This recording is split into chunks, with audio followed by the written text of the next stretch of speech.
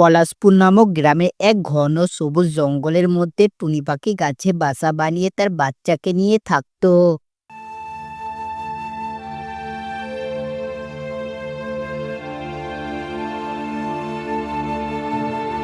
প্রতিদিন সে পরিশ্রম করে খাবার জোগাড় করে বাসায় এসে তার বাচ্চাকে দানা খাওয়াতো আর খুশি মনে গান গাইতো। এইভাবে টুনি তার বাচ্চাকে নিয়ে অনেক সুখে ছিল।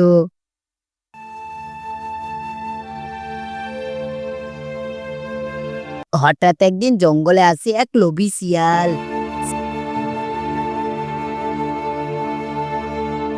সে অনেক ক্ষুধার্ত ছিল। টুনির বাসায় ফল আর ভাতের দানা দেখে বলে, আহা যদি একটু খেতে পেতাম। শিয়াল এক চালাকি ভাবলো, টুনিকে ধোকা দিয়ে খাবার দখল করবে। শিয়াল টুনিকে ডেকে বলল, টুনি বোন, তুমি কত সুন্দর গান গাও, তোমার গলা শুনে আমার মন ভরে যায়, একটু গান গাও না। টুনি বুঝে গেল শিয়ালের চালাকি। সে মনে মনে হাসলো, এই চতুর বুড়োকে একটু শিক্ষা দিতে হবে। টুনি গান শুরু করলো, কিন্তু গানের ফাঁকে একটা ফল নিচে ফেললো। শিয়াল তাড়াতাড়ি মুখ খুলে ফলটি ধরলো।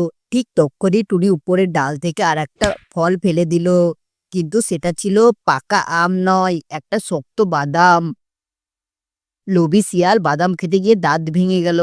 তখন লোভী শিয়াল চিৎকার করতে লাগলো, আহা দাঁত গেল আমার। জঙ্গলের সব প্রাণীরা হাসতে লাগলো। টুনি বলল, লোভ করলে ফল খারাপই হয়, পরিশ্রম করো আর নিজের খাবার নিজে জোগাড় করো।